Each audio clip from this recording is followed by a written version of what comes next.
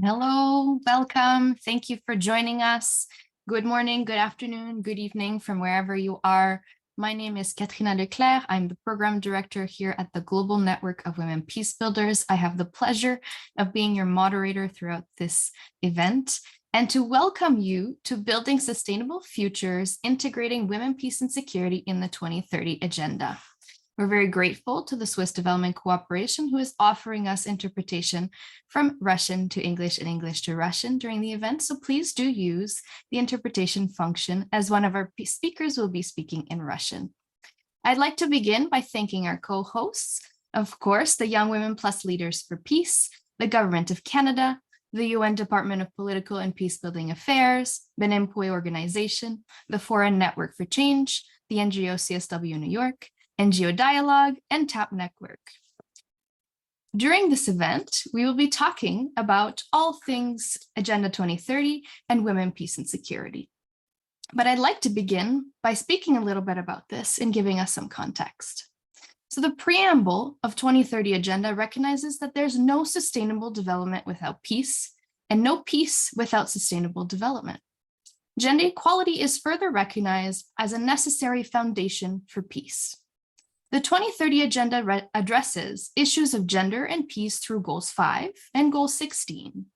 While Goal 5 is gender equality as a positive step, the goal itself is, in our opinion, not sufficient in terms of transforming entrenched global patriarchal systems or recognizing other intersectional power hierarchies, such as class, religion, and level of development.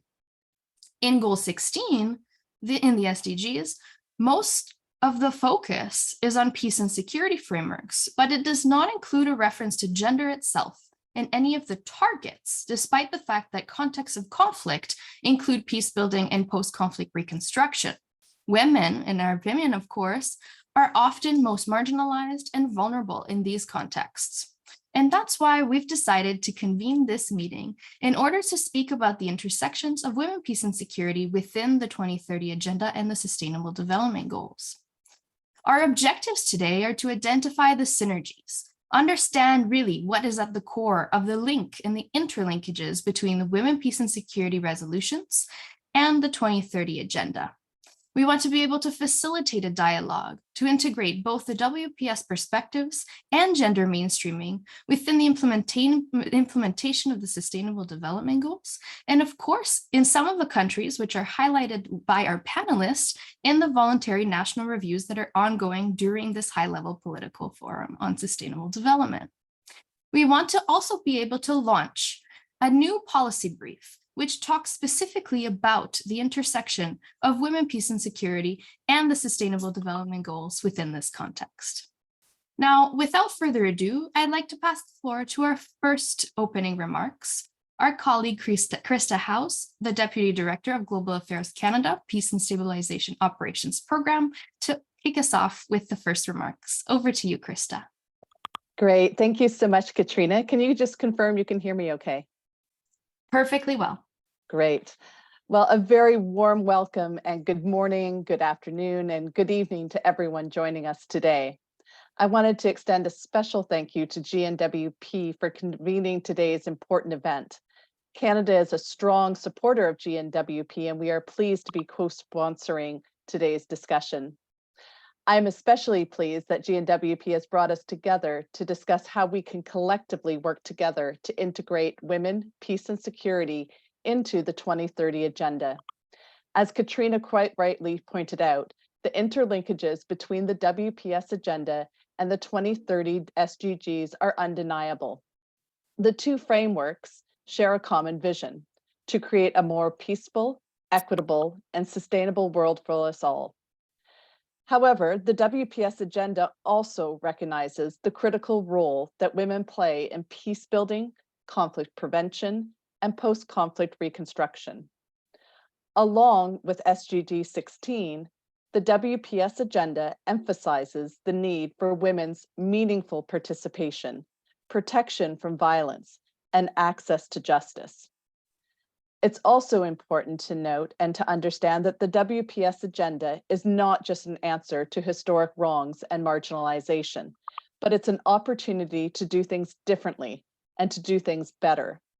And Canada is seizing upon this opportunity to do things better, to do things differently. And we firmly believe that gender equality is the foundation for peace.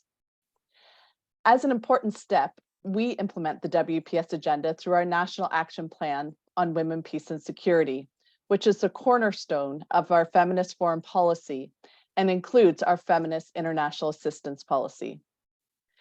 Canada prioritizes the promotion of gender equality through an intersectional approach to ensure that no one is left behind. And while we recognize the growing backlash against gender parity and equality, moving forward, it is crucial for governments, civil society organizations, and international institutions to come together as we are today to foster dialogue and to facilitate discussion on the integration of WPS perspectives and gender mainstreaming within the SGD implementation process. These conversations are particularly significant in the context of voluntary national reviews conducted by member states. The inclusion of WPS perspectives in these reviews provides an opportunity to highlight the linkages between peace, security, and sustainable development. With the launch of GNWP's policy brief on integrating a WPS perspective into the 2030 agenda, including BNRs, a significant step towards strengthening the integration of these agendas has been made. It is a step forward towards creating a world where women's voices are heard, their rights are protected, and their contributions are recognized. The full, equal, and meaningful participation of women in all their diversity in conflict prevention, resolution, development, and peace-building processes is central to ensuring inclusive and sustainable outcomes. I'm very pleased to be here with all of you today, and I very much look forward to the panel discussion with our excellent panelists. Thank you again, and good luck, and I very much look forward to the rest of the session. Thank you. Thank you so much, Krista. We're very grateful that you've taken the time to join us and that we continue to partner with Global Affairs Canada and have the benefit of working together to achieve gender equality. So thank you so much. Now I'd like to pass the floor to Emmanuel Bernard, the UN Secretary General's Peacebuilding Fund Program Manager at the UN Department of Political and Peacebuilding Affairs. Over to Emmanuel. Thank you very much. Can you hear me well? Yes, perfectly. Great. No, thank you, colleagues. Thank you very much. It's an honor for me to be here and to speak with you today and give a few remarks ahead of to help kickstart today's panel discussions on the interlinkages of the Women, Peace and Security agenda and the 2030 agenda. It's a really important topic for us. I've been working on conflict prevention, peace building for many years now, and most recently the UN Secretary General's Peacebuilding Fund. And really just a few words to stress that, you know, peace building, as we see in our day-to-day work on programming, looks different in different contexts. But for us, we really see that it sits squarely at the intersection of peace and security and sustainable development.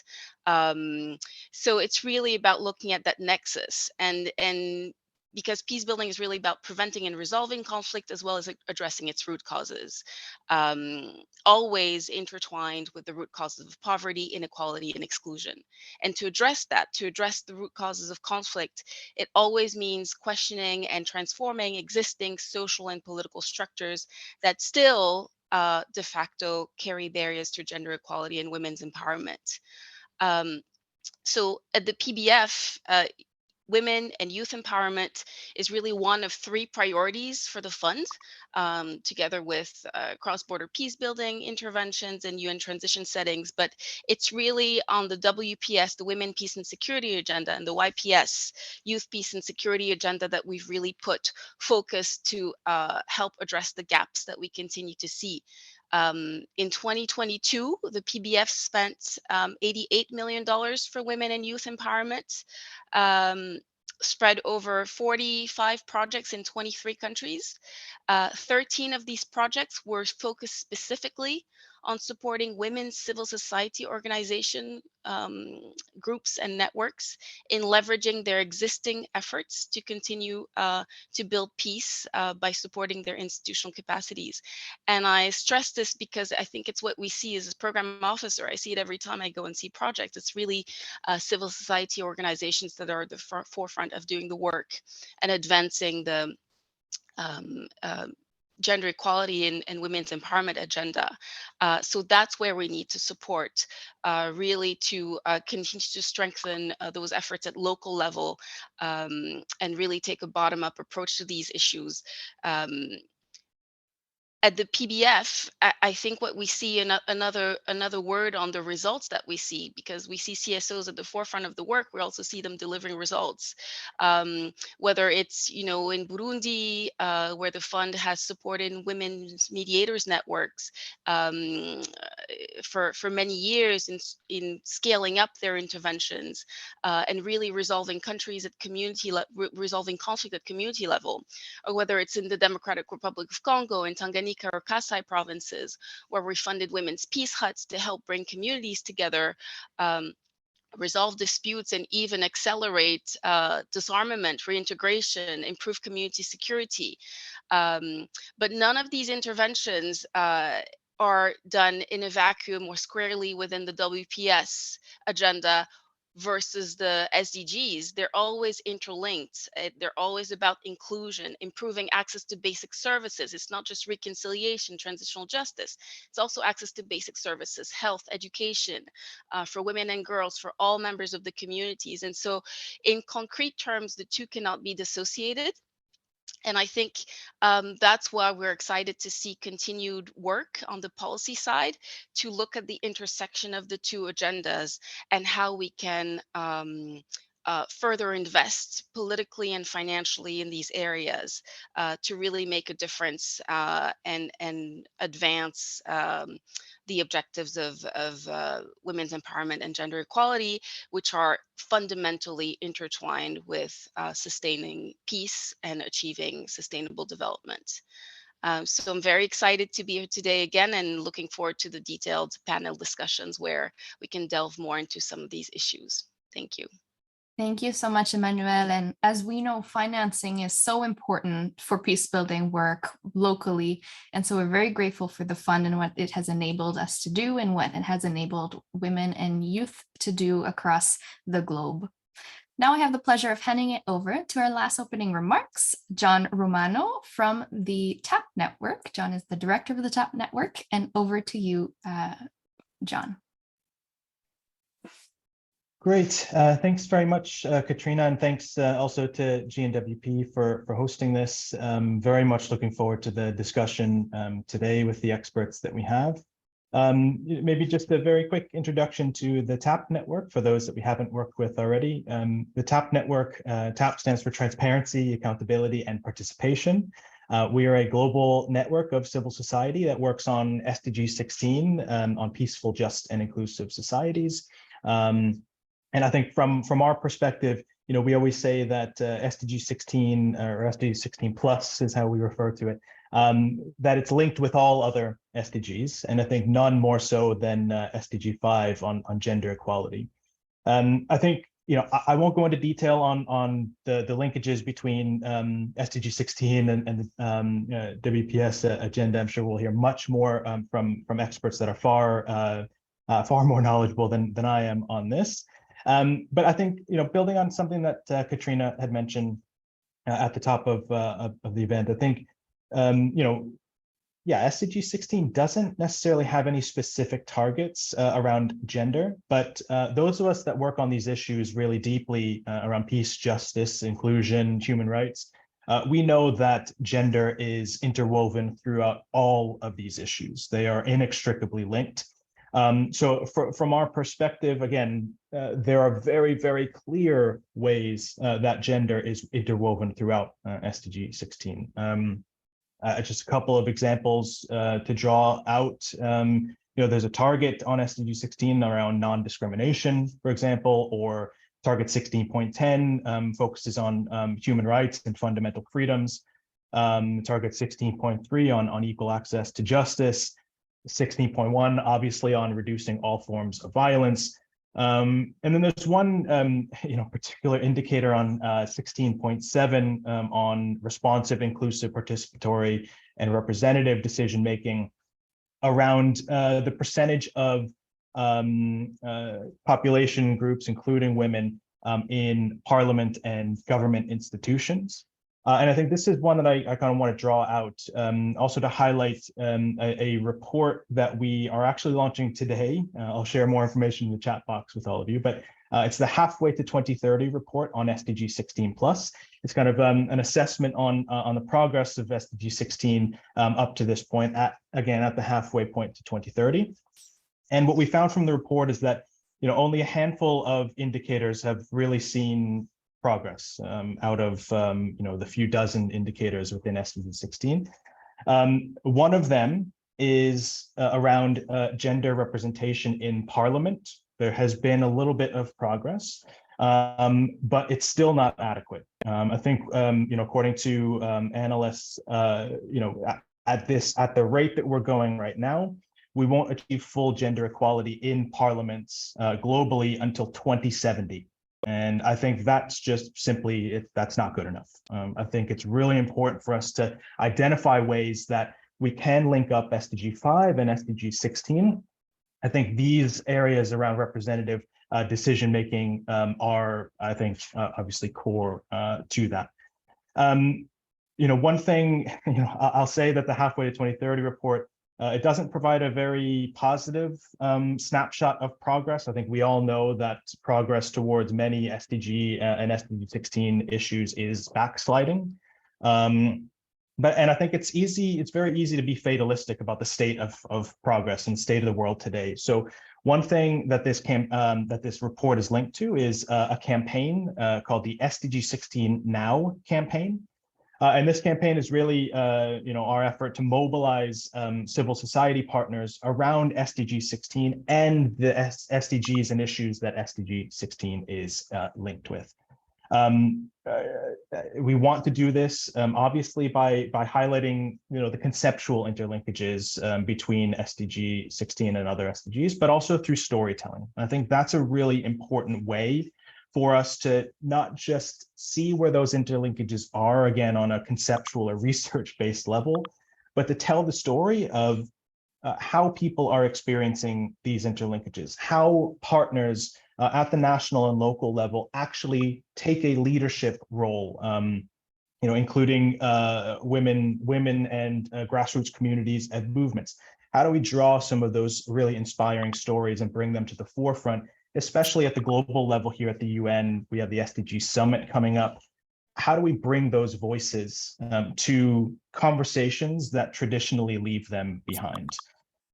So I won't go into any more detail on the campaign. Again, I'll share more information on the campaign either in the chat box or after this, but very much looking forward to working with GNWP and other partners around this campaign. Looking forward to hear many more of these inspiring stories here at this event, and hope to have some of you that are interested in these interlinkages a bit further to join us with this SDG 16 Now campaign. So thanks everyone, and looking forward to this discussion. Thank you so much, John. And yes, we encourage everyone to join the SDG 16 Now campaign. Thank you also for highlighting the links between the SDGs on women's political participation, which just so happens to be also part of the Women, Peace and Security's first pillar on participation. And so we're already hearing about some of these interlinkages. Now we're going to turn over to our panelists. We have 5 wonderful panelists from all across the world who are going to be highlighting some of the realities and some of the work that is happening on the ground. It just so happens that these 5 panelists are also from countries who are undergoing voluntary national reviews. And so this is a little bit of an intentional highlight of these realities, given that their countries are undergoing this process at the moment. So I'd like to introduce our 5 panelists. Rika May Enten, a member of the Young Women Leaders for Peace in the Philippines. Verdiane Nirayamana, Executive Director of Benimpuhwe Organization. Melody Azinim, the Peace and Governance Analyst at the UN Development Program in Ghana. Nazifa Kamalova, the Director of NGO Dialogue, and Alexandria Bohemier, Advocacy Manager at the Fora Network for Change. So each of you wonderful women will have 3 minutes to answer the first question, and then 3 minutes to answer my second question. So I'm going to start with Rika May. So Rika May, could you please tell us about the Sustainable Development Goals and understanding that sustainable development requires transformative gender responsive policies and institutions? How can we enhance accountability and create an enabling environment for gender mainstreaming across all sectors and levels of governance within the framework of the 2030 Agenda, according to you? Hello, Katrina. A warm greeting to everyone. Just a quick introduction of my background. I am Rika May and then a member of Executive Committee of Young Women Leaders for Peace Philippines. I belong to the Tuduray tribe of Southern Philippines. So my advocacy works focuses on indigenous people, women and youth empowerment, cultural integrity, peace and security, and the emerging issue on climate change. So currently, I am part of the technical working group on the formulation of the regional action plan on youth peace and security in the region, in the Bangsamoro region. And I also conduct various capacity building and training of trainers for youth on the localization and mainstreaming of women peace and security and humanitarian intervention with our network, YWL Philippines chapter, and upon working and immersion with different sectors, I think enhancing accountability and creating an enabling environment for gender mainstreaming across all sectors and level of governments within the framework of 2030 agenda requires a multifaceted approach. First is through policy integration. Government should adopt policies that integrate a gender perspective across all sectors and level of governance. This involves incorporating gender considerations in the design, implementation, monitoring, and evaluation of policies, programs, and projects. It requires training and capacity building for policymakers and government officials to understand and apply gender responsive approaches. Second is through institutional mechanism. Establishing and strengthening institutional mechanism is crucial for ensuring accountability and gender mainstreaming. Third is data collection and analysis. Improving the collection and analysis of sex disaggregated data is essential for evidence-based decision making and monitoring progress. So government should invest in robust data systems that capture gender-specific indicators and regularly report on gender-related outcomes. These data can highlight gaps, identify priorities, and inform policy intervention. Another is gender responsive budgeting. Integrating gender considerations in budgeting processes can help ensure adequate resources are allocated to address gender inequalities. Moreover, engagement and participation, awareness and capacity building is also efficient. Government should also invest in awareness campaigns and capacity building initiatives to promote understanding and commitment to gender mainstreaming. This includes training government officials, policymakers, civil servants on gender equality, women's rights, and gender responsive approach. And another one is through monitoring and reporting. Robust monitoring and reporting mechanisms are essential for tracking progress, identifying gaps, and holding governments accountable. Regular reporting on gender-related indicators, then targets should be established, and mechanisms for civil society and um, independent oversight should be encouraged to ensure transparency and accountability. So, if I may add, I also sit in as documenter for a newly concluded training of trainers on women, peace, and security for Southeast Asia. This is conducted by GNWP and UN Women. And I noticed the importance of international cooperation and knowledge sharing. Each country have different issues of insecurities and context on women, peace, and security. So collaboration with international organizations, regional bodies, development partners can facilitate knowledge sharing, best practices, and technical assistance. So government should actively engage in international forums to learn from other countries' experiences and leverages resources and expertise to strengthen gender mainstreaming efforts. So that's on my end. I'm giving back the microphone to Katrina. Thanks so much, Rika, and thank you for highlighting a lot of these different interlinked components that are required for the framework of the 2030 agenda to be implemented in a constructive way, including desegregated data. We hear this a lot. The question of financing, we've already started to allude to it, the engagement and participation, including training of government officials, understanding that they also need the support necessary to be able to understand these frameworks and implement them, monitoring and reporting, collaboration, and of course, gender mainstreaming. So wonderful, Rika. Verdiane, I'm going to turn it over to you now. If you could please let us to ask a question about the Rwandan context. So my question to you is that gender-based violence continues to be a pervasive issue worldwide, as we know, undermining progress towards achieving many of the Sustainable Development Goals.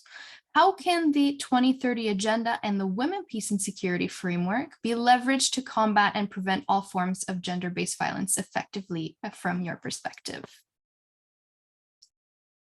Thank you so much, Katrina, and the organizer of this event. And I'm so happy that I was being invited. I will be talking about Rwanda and also about the organization which I'm working with. We have been in this journey since 1994, actually after genocide. If we just talk about how GBV is still being an issue on these agendas, both if we see women, peace and security and sustainable development goals. So we have been witnessed as the cooperation, the collaboration, the commitment of involvement of all stakeholders to reach this goal are very key. So we need to joint planning to promote this inclusivity. We need to jointly do resource mobilization together for the implementation of these treaties. Also, we need to make sure the localization of this treaty. We should not also just let this treaty being at the central level. We need to bring it back at the local level, at the language where the communities really understand. Actually, I'm coming from the Rwanda, where peace, war, Rwandese people has paid a lot. Most of our history say that people has paid by blood to have peace. You can really imagine how expensive to have peace is. And also I'm coming from the region where it's always characterized by the war. If you see at the Great Lakes, we always see the instability on their countries. So I talk about the experience, about the country I'm coming from. I'm talking about the regional which I'm living. And for me, what is really important to this treaty, to this convention, is to have a mechanism. We need to have a mechanism of accountability. And who is doing this? How, when? How accountable these countries who sign on this treaty I'm putting in place. I know there is some reports which country has to provide every year or every 4 years, if I'm talking about CEDAW.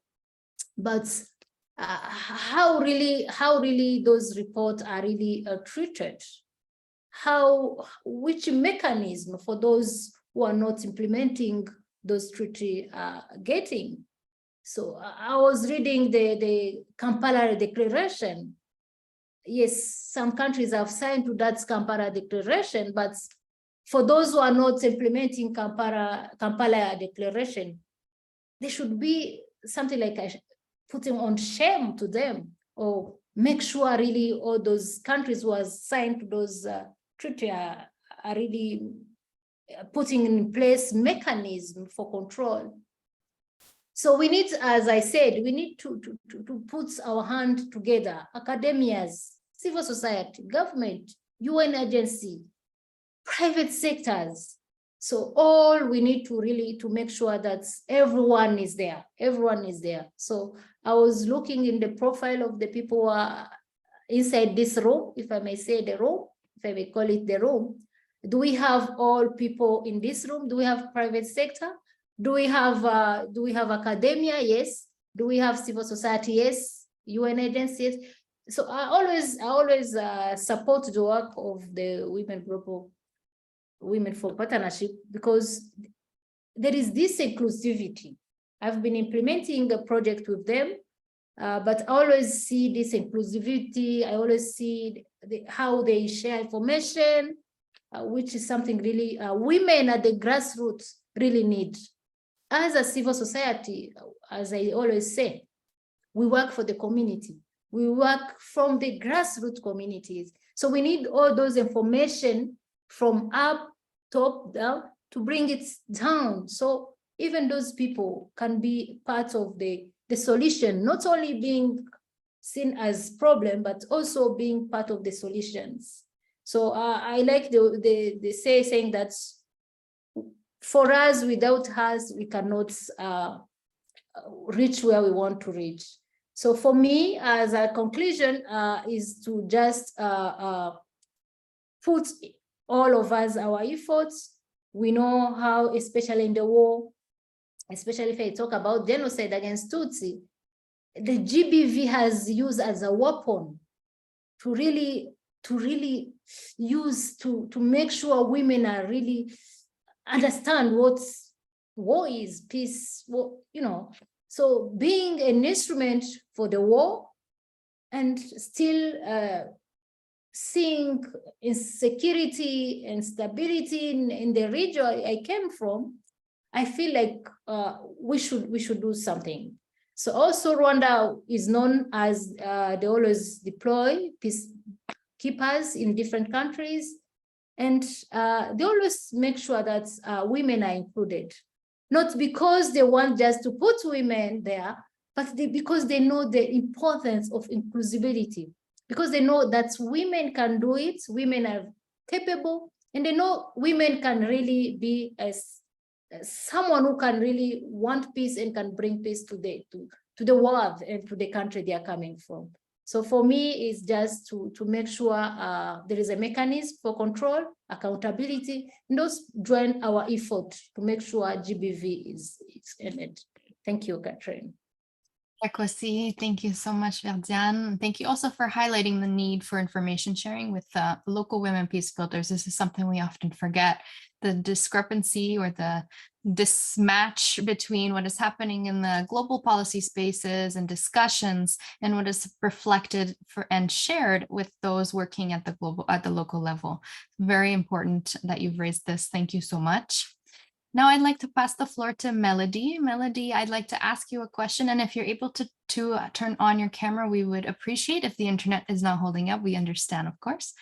But Melody, the Women, Peace and Security Agenda highlights the need for gender-responsive approaches in conflict prevention, resolution, and peace building.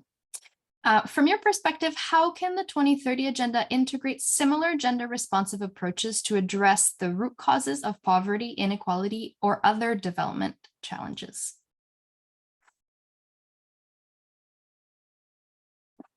Oh, it seems that you need to unmute, please.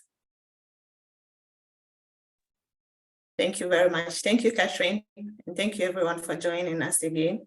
Happy to be here. And thank you for the question. Okay, so one of the I would say is that to be able to move forward in terms of addressing some of these issues, we need to understand the gaps. What are the gaps when we are looking at implementing the various SDGs in terms of looking at issues of poverty, inequality, and other development challenges? So we need to undertake some level of research to be able to build the needed evidence through disaggregated data as well, because we need to be able to show the impacts or the challenges, especially that is being affected by women in particular, to be able to inform us in terms of the strategies that we need to put in place. Let me just take SDG 3 for example, target 1, where we are looking at reducing maternal deaths. How do we ensure that these services are related to the needs or meet the needs of women? Women need to be part of the decisions, the discussions in terms of the kind of services that they require. You cannot take decisions for women when it has to do with maternal health and they are not part of these discussions. So it is important that we are able to ensure their participation in these discussions. How do we also even ensure that women who have to immunize their children, a lot of women in Ghana who are involved in maybe the informal sector, who are traders, you are probably scheduling an immunization program and it is a market day. You don't expect to have these women there because they're also looking at providing for their families the bread and butter aspects of their lives. So how do you ensure that these immunizations are scheduled at times that these women would be able to participate? It includes engaging them and discussing with the women as well. Another key point that I think we need to take into consideration in terms of addressing other inequalities is the need to build national capacities, to be able to have inclusive and responsive, accountable governance systems. Because once these systems are inclusive and responsive, they will be able to address also the needs of women as well. National capacities, because we have our local government systems in Ghana that are closest to the communities and are supposed to provide the needed developmental support to our communities. But how do we ensure that they understand the issues of gender mainstreaming? They understand the needs of women. They understand the needs of the different groups of people within their communities. So that means we need to strengthen their capacities so they would be able to have inclusive planning and rollout of development programs that they have within their communities as well. And one key other point I would want to also raise is that we need to be able to promote and support gender equality and women's empowerment in terms of their participation in achieving the SDGs. Because, women themselves need to also be able to take action, and we need to create the enabling environment for them to be able to join in these discussions as well. One example that I want to also raise is one of the projects that UNDP is implementing in Ghana that tends to look at supporting women's economic empowerment. How do we do that? We know women face quite a number of challenges. Women who have to take their children to work. We have these communities that produce palm oil for sale, but these women carry their children along to these places and sometimes affects the work that they do. One of the things that had to be done was the provision of childcare centers so that the women can be able to leave their children there and they can be able to pay attention to the work that they need to do to also be able to support their families as well. So you need to be able to reduce the inequalities that affects women and other groups, so they are able to contribute to the achievements of the SDGs as well. So it's about identifying the gaps. It's about coming up with solutions with the participation of women and other marginalized groups, so they are also able to share their experiences and how it impacts them, and then they can also be able to contribute to the achievements of the SDGs. So those are just a few points I would want to share. Thank you very much. Thank you so much, Melody. This has been really informative and very helpful to understand the Ghanaian context. And just to summarize, a little bit of emphasis on evidence gathering to make sure that we are understanding the realities and also the burdens on the livelihood needs for local women that prevent them from being able to participate. The need, again, we've heard it once and we're hearing it again, to build and strengthen capacity of government authorities, both at the national and local levels, to ensure that they're able to implement the Sustainable Development Goals in tandem with the Women, Peace and Security framework, and understanding and recognizing that women are agents of the SDGs. And so perhaps this is something that can also be reflected and maybe already in the SDG 16 Now campaign that John talked about earlier. Now I'm going to turn the floor to Nazifa. Nazifa, despite the inclusion of gender-related sustainable development goals, such as Goal 5, significant gender gaps persist in the 2030 agenda, as we've discussed. What are, according to you, the main barriers contributing to these gaps, and how can they be effectively addressed? And I would like to remind the audience that Nazifa will speak in Russian, and so this is a perfect time to switch the interpretation to the English channel if you need interpretation. Over to you, Nazifa. Thank you. Огромное спасибо, Катрина, за предоставленное мне слово. Огромное спасибо всем организаторам, потому что я представляю страну Узбекистан. Я новичок в этом направлении. Мы на протяжении своей деятельности, анализируя, ввели в свою уставную деятельность «Женщина, мир и безопасность». Почему? 2010 год нам показал то, что конфликт киргизско-узбекский, когда президент Киргизстана, женщина Роза Атамбаева, смогла урегулировать данный конфликт и не довести до кровопролития. Я думаю, это заслуга, и это гендерное равенство. Мне так кажется, что, будучи женщиной-президентом, она смогла разрулить. Нынешняя ситуация, мы мирная страна. Казалось бы, никаких угроз у нас нету, но таджикские, киргизские конфликты, они тоже воздействуют на наше сообщество. Сейчас у нас в Узбекистане мы являемся одной из стран, которая имплементирует все международные документы защиты прав человека.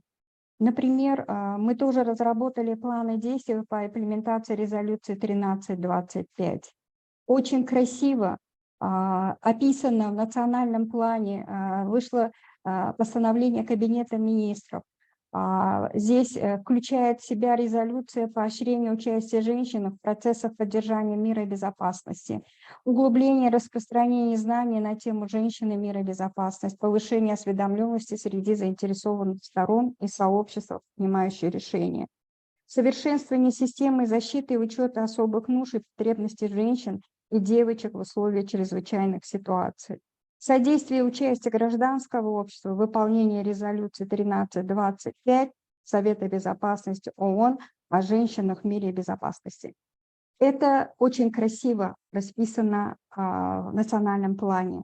Но являясь активистом защиты прав женщин на протяжении 20 лет, я не вижу активности, вовлечения со стороны государства, гражданского общества в повестку «Женщина, мир и безопасность».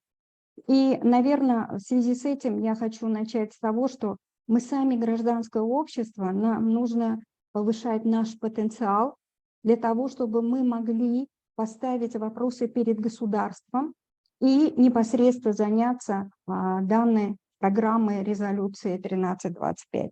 Я хотела бы для вас привести цитату нашего президента, который на пленарном заседании в 2019 году, я сейчас произнесу и думаю, многим из вас понравится, но я потом дам еще оговорки. Наш президент сказал: «Меня волнует стереотип, укоренившийся в сознании наших людей. Обычно мы почитаем женщину прежде всего как мать, хранительницу семейного очага. Это, безусловно, правда. Однако сегодня каждая женщина должна быть не пассивным наблюдателем, а активным и инициативным участником демократических преобразований, осуществляемых в стране. У нас есть квота на то, чтобы женщины попали в парламент, 30%. Это тоже считаем дискриминацией для нас. Почему 30%? У нас есть распоряжение Кабинета министров о возглавлении государственных учреждений со стороны женщин, то есть руководителями должны избираться женщины или назначаться. Но, посмотрев статистику за 2022 год, мы убедились в том, что только в учебно-образовательных учреждениях первыми лицами являются женщины. В остальных стратегических учреждениях они являются первыми заместителями. Но это тоже мы должны сейчас работать в этом направлении. Я бы сейчас еще, очень много хороших документов принимается, хотела бы рассказать об одной ситуации, когда с целью защиты жертв домашнего насилия мы, гражданское общество, при помощи Сената создали рабочую группу о внесении поправок в закон о домашнем насилии. Он год обсуждался, хотя это, вы видите статистику, вы видите социальные сети, везде очень много тяжелых случаев, в основном смертельных случаев, когда агрессор убивал жену, детей и так далее. И он год лежал на столе у парламентариев, потому что принять особое решение было очень сложно. 3 марта этого года стало известно о принятии пакета поправок в законодательство Узбекистана, обеспечивающих защиту женщин и детей от насилия. Эти поправки разрабатывались, активно двигались рабочие группы при Сенате, в число которых я тоже вошла. Депутаты приняли поправки единогласно. Когда Саида Мирзиёева, дочь президента, в своем канале приветствовала вносимые изменения, назвав это победой гражданского общества и активистов здравого смысла и справедливости. В работе данная комиссия продолжалась на протяжении года и 2 месяцев. И если это политический лидер не высказала бы своей позиции в социальных сетях, я думаю, до сих пор бы обсуждение продолжалось бы. Хотя мы отчитываемся по ЦУР-5, и там есть рекомендации СИДО, непосредственно направлены на ужесточение наказания в отношении насильников. Благодаря этой рабочей группе в Узбекистане ввели административную уголовную ответственность за домашнее насилие. Также велась ответственность за экономическое и психологическое насилие, сексуальное домогательство и другие преступления. Ужесточено наказание за сексуализированные преступления. Усиливается ответственность за совершение преступлений против половой неприкосновенности и свободы лиц с инвалидностью. Нас очень волнует, что принимаемые положительные меры не охватывают все регионы страны и не охватывают всех категорий наших женщин. В частности, актуальной задачей является учет принципов последовательного претворения в жизнь цели устойчивого развития глобальной повестки для ООН на период до 2030 года, в особенности принципов «никого не оставлять без внимания». Проявление особого внимания состоянию женщин, склонных к различным формам дискриминации. Это приграничные районы Узбекистана. Сюда относятся женщины, живущие в кишлаках, отдаленных районов страны, группы этнических меньшинств, инвалиды, женщины с ВИЧ-СПИДом, женщины, жертвы торговли людьми. Я вам сейчас рассказала о том, что у нас очень хорошие документы принимаются, но я бы хотела привести несколько цитат о проблемах и пробелах и в законодательстве тоже. Отсутствие финансирования национальных планов со стороны госбюджета или частичное финансирование. Отсутствие взаимодействия с международными организациями. Пока гражданское общество не может расширить свои полномочия по получению международных грантовых средств, у нас есть ограничения. Если международный фонд не зарегистрирован в Узбекистане, то проходит очень большое согласование вплоть до 3 месяцев. Наряду с вышеотмеченными в данном направлении необходимо, считаю, принять долгосрочные последовательные меры. Это все-таки в соответствии с международным обязательным стандартом их своевременного и точного исполнения на местах. Отчетность, коллеги уже говорили, мониторинг, оценка, приняты законы, приняты постановления Кабинета министров против насилия, но нет стандартных операционных процедур. То есть даже чиновников необходимо повышать потенциал для того, чтобы мы могли соответствовать международным стандартам. Вы прекрасно знаете, что у нас проходили большие саммиты «Женщины, мир и безопасность». К сожалению, участие гражданского общества там было ограничено. В женских комитетах тоже участие НПО тоже ограничено. Принимая меры, должны охватить непосредственно обучение ответственных лиц на основе соответствующих правовых норм для обеспечения исполнения их на практике права. У нас нет доступа к правосудию пока женщин, то есть оплачиваемые взносы, которые они должны, сама пострадавшая женщина должна оплачивать взнос на суде для того, чтобы защитить себя. Нет адвокатов, которые могли бы защитить бесплатно женщину на судебном производстве. Не разработаны конкретные механизмы осуществления взаимодействия государственного управления, институтов гражданского общества и международных сообществ.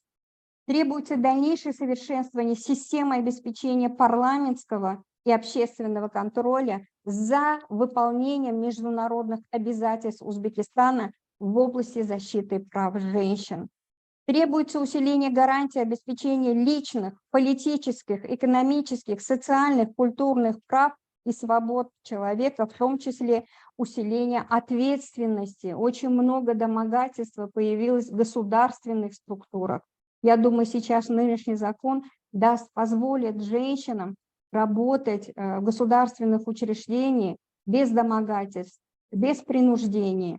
И предпоследняя рекомендация. Необходима система организации работы по повышению квалификации работников судов, правоохранительных и других государственных органов и гражданского общества для формирования чувства уважения к правам человека, для исполнения резолюции 1325.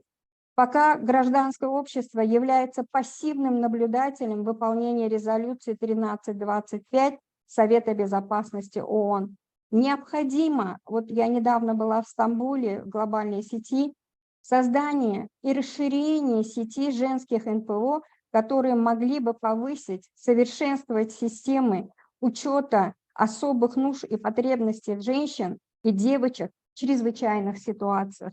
Благодарю за данную возможность высказать мне наше мнение. Это не только мое мнение, это мнение нашей сети, состоящей из 24 неправительственных организаций. Огромное вам спасибо. Thank you so much, Nazifa, and we were glad to have you in Istanbul about a week or two ago for our conference in the region in partnership with the OSCE. So wonderful to hear from you and to see you again in this space. We hear from you that there is a need for responding to conflict nonviolently. We wholeheartedly agree, definitely agree on this front. this need for trickling down of policies, this is similar to what Verdiane alluded to in the localization, ensuring that policies that are adopted in certain levels in certain spaces trickle down to civil society, and that the engagement between civil society and government is meaningful, and that there is also trust built between both civil society and government. There is again a need for training and building capacity of government or institutions themselves to be gender responsive, conflict sensitive, and also an understanding of the nuances of what meaningful participation looks like and means. Women in decision-making positions, whether there's a quota or no quota, need to be in meaningful spaces and have the ability to substantially contribute beyond the traditional boundaries. Thank you so much. Now I'm going to pass the floor over to Alexandria. Alexandria, the voluntary national review process is a crucial mechanism for assessing progress towards the Sustainable Development Goals, as you know. How can these VRNs process be strengthened by integrating the Women, Peace, and Security agenda and placing greater attention on gender issues and gender-sensitive reporting? And it would be great if you could trickle in some examples from Canada. Over to you. Wonderful. Thank you so much, Katrina, and to the GNWP team. When we talk about the links between the Women, Peace, and Security agenda and Sustainable Development Goals, I often hear people talking about how they see Agenda 2030 as a tool that can be used to strengthen the implementation of the WPS agenda. And the conversation doesn't always go the other way around. So I'm really excited to be part of this conversation today where we get to do so. So during my master's, part of my research focused on the synergies between the WPS agenda, YPS agenda, and Agenda 2030, and the importance of working on them in tandem in order to ensure policy coherence and to see a greater level of success for all three agendas globally. I believe that the Women, Peace, and Security agenda and gender mainstreaming offers a really unique and powerful opportunity for countries to ensure their progress in the implementation of the SDGs is truly leaving no one behind. And this is especially true when it comes to voluntary national reviews or VNRs. At Fora, our hope really for the SDGs and the VNR process is to see gender as a cross-cutting issue across all of the goals and not just something that is being addressed in a silo under Goal 5. Ensuring gender-sensitive reporting in the VNR process is a big crucial part in achieving this. Integrating the WPS agenda into SDG implementation, especially during the VNR process, can help ensure that gender issues are not solely addressed for Goal 5 and really allow for a more holistic approach. And one of the reasons that I believe that the WPS agenda is so relevant here, considering all of these different international development frameworks that exist, is really due to the emphasis on national action plans on WPS. National action plans, in my opinion, create an incredible opportunity for countries to bring together their various initiatives across both of these agendas to strengthen them and allow for more attention to be placed on gender-sensitive reporting for the goals, such as Goal 16, during the VNR process. However, I do believe that we really need a strong push from civil society in order to ensure that it's included during countries' preparations and consultation periods for their VNRs. And to support this, we also need to ensure direct reference to the Sustainable Development Goals is being also included into national action plans on women, peace, and security. It also needs to be encouraged by other actors, including UN entities. In 2020, UN Women shared a guidance note for preparation on gender-responsive VNRs for UN Women country and regional offices. This guide aimed to provide guidance for strategic engagement within the VNR process at the national level to ensure that gender issues are considered and integrated throughout the VNR cycle, and subsequently through implementation, monitoring, and reporting of the 2030 agenda. It also aimed to leverage the VNR process to strengthen gender perspectives in key frameworks, policy dialogues, and advocacy efforts for gender-responsive implementation of the SDGs. This guide went on to highlight how the VNR process can leverage frameworks and review processes, citing both the Beijing Declaration and Platform for Action, as well as CEDAW, the Convention on the Elimination of All Forms of Discrimination Against Women.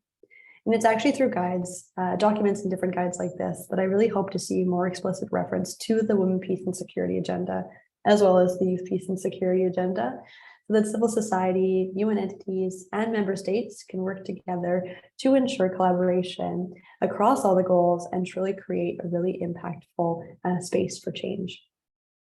As mentioned earlier, this is a really exciting year for me because Canada is undertaking its second voluntary national review, one of the almost 40 countries doing so this year. And one of Canada's 5 main national priorities is Goal 5 on gender equality.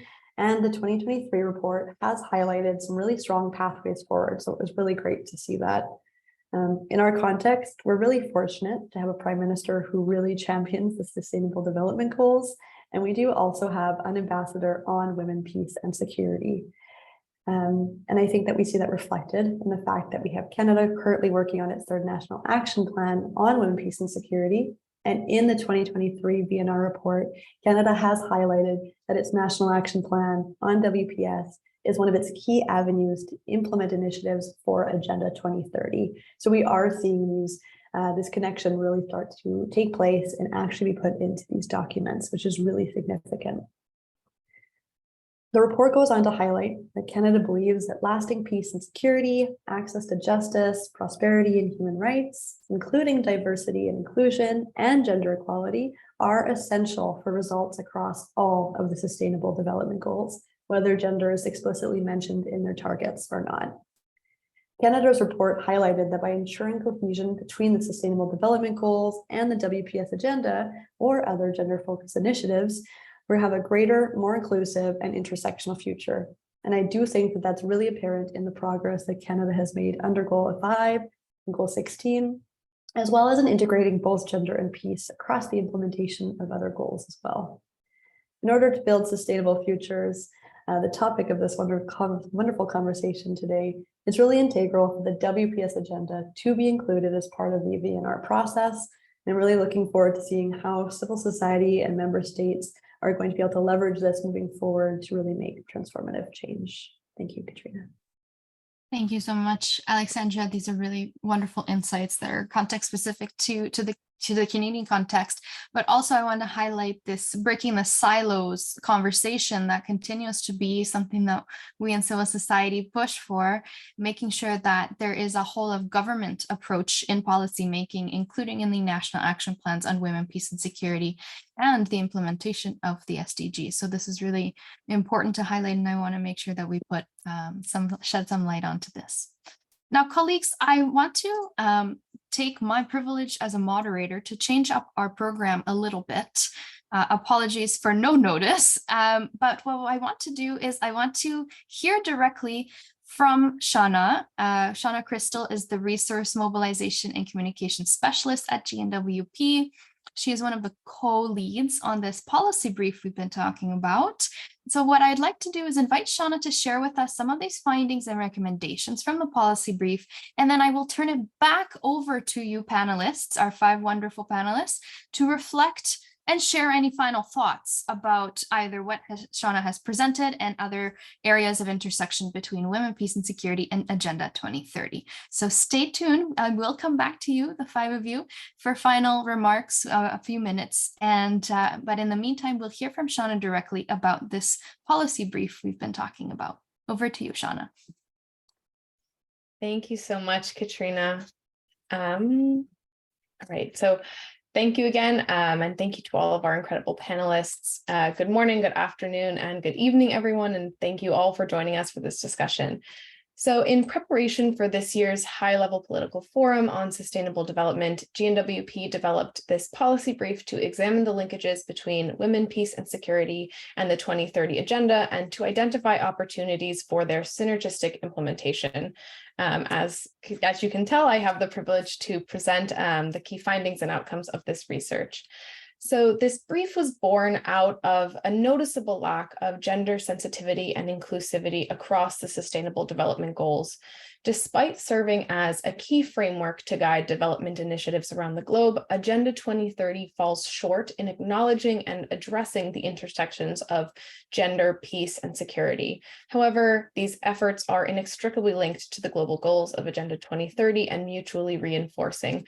As we know, sustainable peace is the foundation for sustainable development, and the inclusion of women and girls in all dimensions of conflict prevention, resolution, and peace building is a precondition for sustainable peace.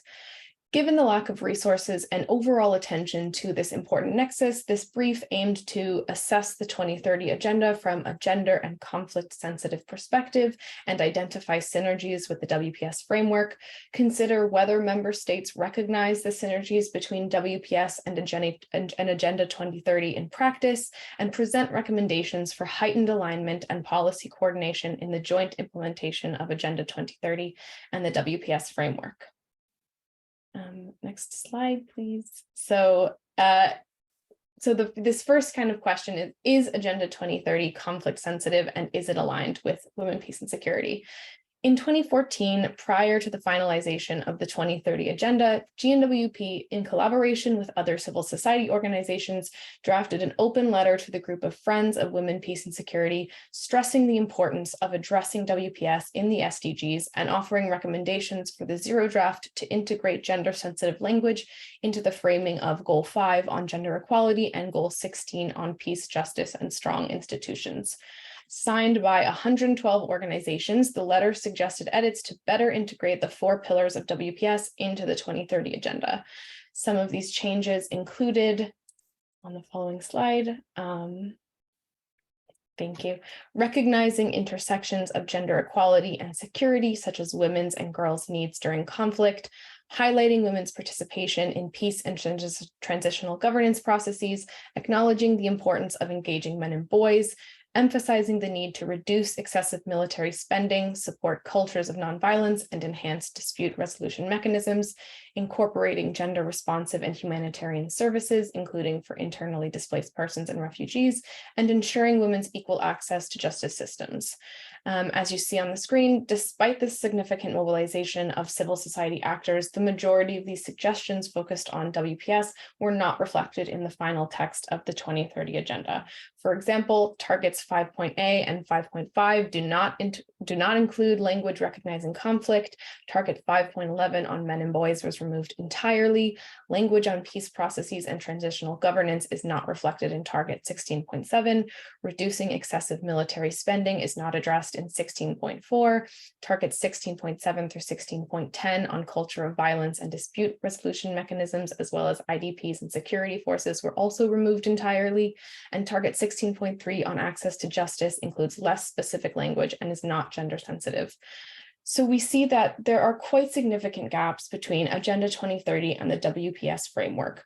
The role of peace in sustainable development is really only acknowledged through Goal 16, which nevertheless ultimately fails to include mention of key vulnerable groups, peace and transitional processes, and most importantly, the intersections of gender and conflict. So how do member states recognize and integrate WPS in sustainable development in practice? Even without significant or sufficient engagement with WPS in the 2030 agenda, there are still various opportunities for member states to harness the synergies between these two frameworks. For the WPS agenda, national action plans are a key instrument for implementation. For the 2030 agenda, member states create formal or informal national level sustainable development strategies. These strategies are then reflected in net voluntary national reviews, VNRs, which are multi-stakeholder follow-up and review mechanisms to share experiences, successes, challenges, and lessons learned on implementing the 2030 agenda. In our review, we found that there's a distinct absence of substantive and intersectional inclusion of a WPS perspective in VNRs. Of the 277 publicly available VNRs presented between 2016 and 2022, only 64 make some reference to WPS or UN Security Council Resolution 1325. Among the 64, in many cases, WPS and NAPs are mentioned as relevant to Agenda 2030, but not discussed in any further depth. The minority of VNRs that more substantively address WPS generally do so in the context of including women in peace processes, peace building and decision making, women's contributions to conflict prevention, the inclusion of women and gender in mainstreaming in armed and peacekeeping forces, and preventing and addressing gender-based violence. In recent years, several countries have produced VNRs that offer a more comprehensive exploration of these synergies. For example, VNRs conducted by Canada in 2018, Finland in 2020, and Germany and Sweden in 2021 provide more detailed and cross-cutting discussions of priority areas in WPS NAPs, monitoring and evaluation of NAPs, the explicit recognition of WPS in the context of specific goals, and more. In contrast to VNRs, more than half of currently available NAPs on WPS acknowledge the 2030 agenda in some way, whether it be merely contextual or explicitly recognizing the role of WPS and gender equality as integral to sustainable development. Overall, existing NAPs and VNRs do not adequately integrate synergies between WPS and the 2030 agenda. However, doing so is necessary for more effective policy alignment and ultimately sustainable peace and development. Based on these findings, we identified the following recommendations for member states to better implement the synergies between the WPS agenda and Agenda 2030. First, recognize the gaps of Agenda 2030 in addressing the intersections of gender and conflict, particularly in relation to the role of women and youth in peace processes and peace building. This includes understanding and acknowledging the unique barriers faced by women in areas experiencing conflict or insecurity as it relates to all SDGs and particularly SDG 5 and 16. 2, harmonize and align the implementation of the WPS agenda and Agenda 2030 and ensure policy coherence in domestic and foreign policy. This also means including gender mainstreaming in all policies and programming under Agenda 2030.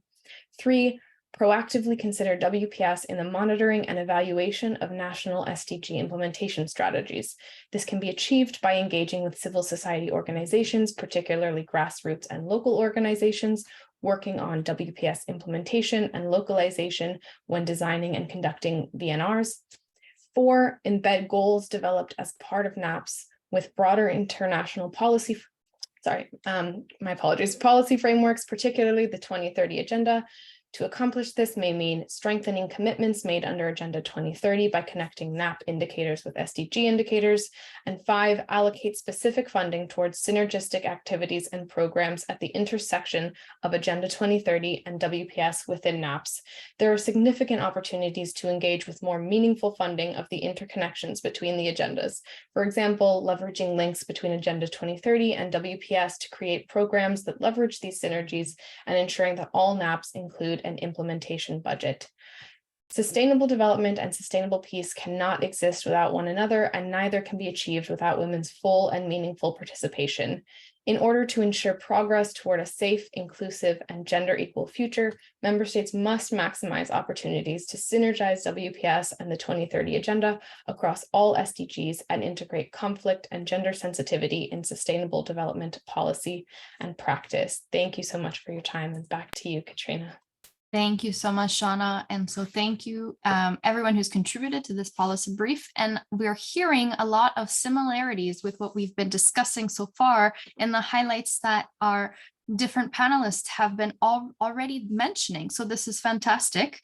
I'd like to turn the floor back to our panel to give them the opportunity to reflect. I know time is always a problem during these engagements. And so I'd like to give you all the floor for 1 minute. I'm sorry, a big challenge, but 1 minute to reflect on what we've heard from the policy brief, but also the discussion so far on integrating the Women, Peace and Security resolutions within the Sustainable Development Goals and Agenda 2030 overall. So I'll start over with Rika. I'll hand it over to you for a 1 minute reflection so that you can share with us your final thoughts. My reflection is short this time, but I think integrating gender lens into SDG, to the sustainable developmental goals, means ensuring all efforts, programs, and initiatives are made to address gender inequalities, promote women's empowerment, and ensure that peace, justice, and strong institutions are responsive to the needs and rights of all individuals, irrespective of their gender identity. And the successful implementation of all of these plan and of all of this integration of the WPS and the SDGs can contribute to creating a more inclusive and equitable world. So that's all on my end. I'm giving back the microphone to you again, Katrina. Thank you so much, Rika, and thank you for joining in. We know it's getting late for you in the Philippines, so we're grateful that you've been able to tune in and to share your perspectives with us.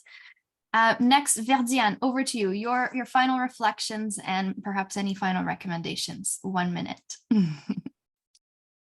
Yeah, thank you, Catherine. Actually, yeah, that's has been said a lot, and thankful for the sharing about the study.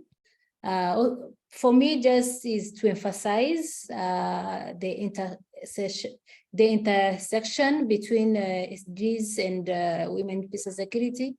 And it shows that all those agendas acknowledge that the participation of women in all aspects of life is not only a human right, it's a must. And it will help including the peace and development progress to achieve what we want to achieve. So without those two SDGs, the progress will be limited.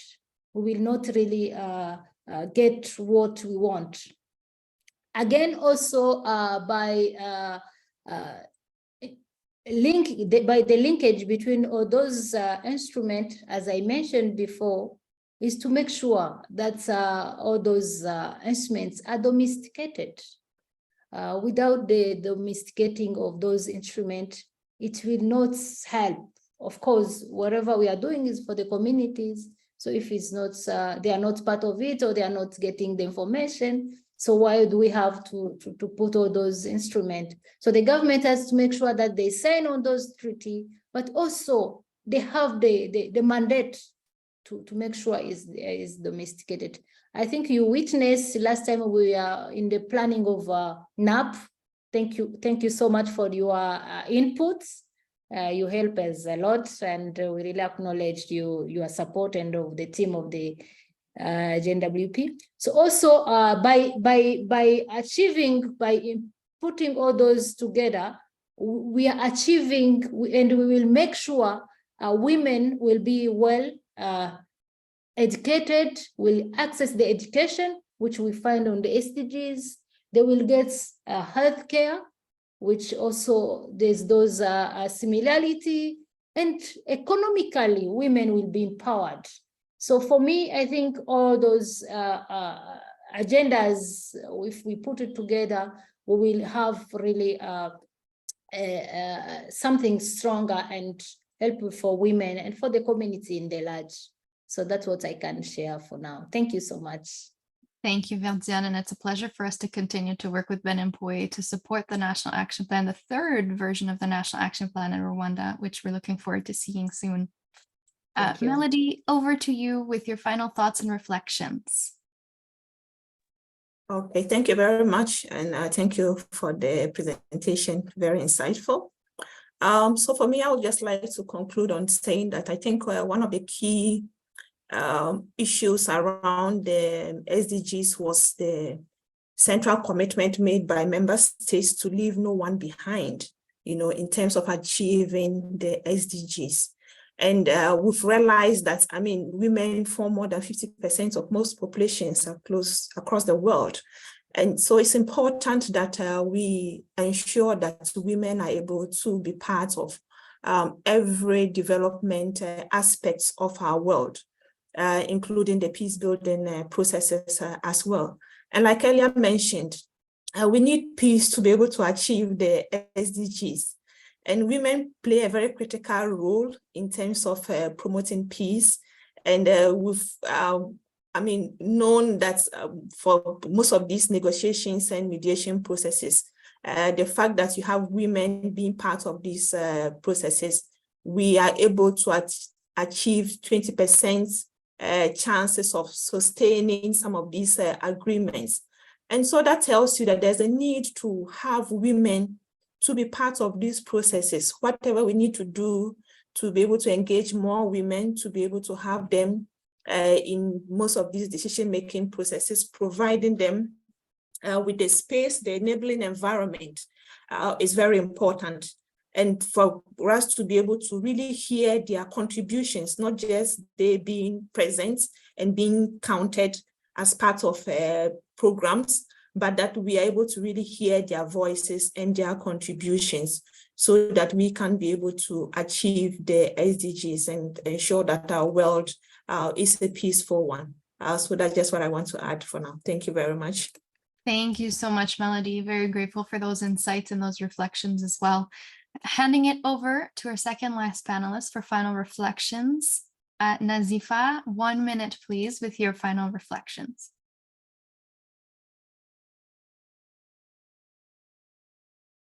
Да, огромное спасибо за последнее слово. Я все-таки думаю, для того, чтобы нужно самих подготовить женщин к вовлечению, повышению потенциала женщин на местах, чтобы они могли участвовать в принятии решений, сами женщины. Активизировать гражданское сообщество и активизировать участие гражданского сообщества, парламентариев в политических диалогах и введение фактической реализации гендерного равенства в национальные планы действий, а не формальные. Спасибо. Thank you so much, Nazifa. Very concise and very concrete recommendations. We appreciate your insights. And lastly, I'll hand it over to Alexandria for your final reflection as well. Wonderful. Thank you very much, Katrina. One of the things that Shauna mentioned that I think was really important to highlight is that in this work, it really does matter who is in decision-making spaces. As discussed in the opening remarks, the 2022 Sustainable Development Goals report indicated that it's going to take another 40 years for women and men to be represented equally in national political leadership at its current pace. And that's not really including intersectional considerations, looking at Indigenous communities, LGBTQI+ communities, and so forth. So there's really a lot more work to be done in this area.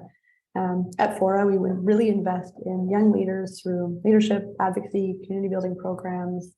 And we've really seen through our work and our research that having young women, non-binary leaders in these spaces, we're able to really create innovative and sustainable solutions across all of the Agenda 2030 goals and within these other spaces. I really believe that ensuring gender considerations is really effective in ensuring that individuals with different gendered perspectives are not only present in this work and also have leadership roles in it. And I think that there's a lot more to be done. I know earlier I mentioned that, I really hope that Canada can step up and be a leader in that space. And that also includes looking domestically as well and considering our own issues, including the missing and murdered Indigenous women and girls crisis, violence against LGBTQIA+ women, and the community at large. And that really comes down to who's in the room, who is having their voice heard, and what we do with that information going forward. Thank you. Thank you so much, and good insights about the domestic angle of the Women, Peace and Security agenda, which often gets left behind in countries that are seen as more peaceful countries. Thank you so much to all of our panelists. Thank you also to our opening remarks and co-hosts. I will now hand it over to our two closing remarks. First, we have Pamela Morgan, the co-chair, the new co-chair, congratulations, of the NGO CSW New York. Pamela, if you're with us, the floor is yours for your closing remarks. Good morning, all.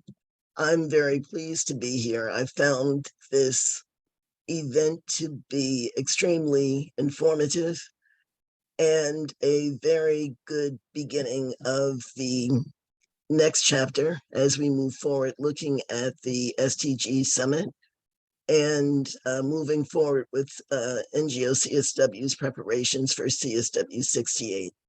Thank you for inviting NGO CSW to participate, and thank you to all panelists. Wonderful. Thank you so much, Pamela, for being with us, and thank you for the collaboration. We are looking forward to seeing how the SDGs and the Women, Peace and Security agenda are well integrated in CSW 68 in March next year. Now, with our final remarks from Dr. Rima Salah, a member of the GNWP Board of Directors and also the former Deputy Executive Director of UNICEF. We're very grateful, Rima, that you're able to be with us. And so the last word is over to you. Thank you very much, Katerina. Distinguished participants, friends, and colleagues, it's a great pleasure and honor to be with you. Thank you all, the panelists and speakers that have participated today in this event. Thank you to our esteemed colleagues from the Permanent Mission of Canada to the UN Department of Political and Peacebuilding Affairs for their continued support and accompaniment. I share my gratitude to the YWL Philippines, Benimpuhwe Organization, Fora Network for Change, NGO CSW New York, NGO Dialogue and TAP Network for being with us today and for co-sponsoring this timely event. Thank you as well to our incredible panelists and women peace builders from Canada, from Ghana, the Philippines, Rwanda, and Uzbekistan for sharing your rich experiences with us and for your recommendation. And thank you also GNWP for the presentation. Throughout this event, we have examined the interlinkages between Women, Peace and Security Agenda and the 2030 Agenda, recognizing the critical role that gender equality, peace, and sustainable development play in shaping our future. The WPS resolution, driven by the relentless advocacy of women peace builders for the last 25 years and women-led civil society, sheds light on the gender gap within the 2030 Agenda, while Goal 5 on gender equality and Goal 16 on peace and justice and strong institutions address some of the important issues surrounding gender and peace. It is evident today we saw that they are not comprehensive enough to dismantle deeply ingrained patriarchal systems or acknowledge other intersectional power hierarchies. Moreover, we saw that the omission of gender references within the targets of Goal 16 fails to recognize the disproportionate vulnerability and marginalization faced by women in context of conflict and post-conflict situations. During our time together, we also had the pleasure to launch an important tool, a new policy brief on integrating women, peace and security, perspective on the 2030 Agenda produced by the Global Network of Women Peace Builders. This policy brief sheds light on, as we saw, on the linkages between women, peace and security resolution and the Sustainable Development Goals, and offers a comprehensive assessment of the synergies between the two frameworks. It serves as a valuable resource to facilitate further dialogue, and it provides crucial recommendations, as we saw, on the integration of women, peace and security provisions and gender mainstreaming into Agenda 2030. I encourage you all to familiarize yourselves with it, with the policy brief, and help us to spread it in the world. We must carry forward the momentum and commitments made during this panel discussion, translating them into concrete actions at the local, national, and global levels. Together, we can build a future where women's voices are heard, their rights are protected, and their role as peace builder is fully realized. By integrating women, peace, and security into the 2030 Agenda, we take a significant step towards a more just and equitable world. As we conclude today our deliberations, let us not forget the urgency of our mission. It is really very urgent. The challenges we face are immense in this troubled world. So we are determined we should be determined to overcome them. And this is very important. We know that the implementation of the 2030 agenda requires our unwavering commitment and collective action. And I always say, let us raise our voice, all of us, and send this powerful message should resonate across the world. Sustainable peace and sustainable development need women, and women need gender equality and justice. Thank you very much, and let us continue this wonderful journey together. Thank you. Thank you so much, Rima, for those wonderful closing remarks. Again, thank you to all of our panelists, our wonderful co-hosts, our opening and closing remarks. We're grateful that everyone was able to be here with us, and those of you who were able to stay the whole time, we are equally grateful. Thank you for our participants, and looking forward to the continued discussion. You can expect the policy brief in your inbox in the next coming days. Looking forward to continuing this conversation on and offline soon. Thank you, everyone. Merci beaucoup. Muchas gracias. Shukran ktir. Merci beaucoup. Thank you so much. Bye. Thank you. Bye.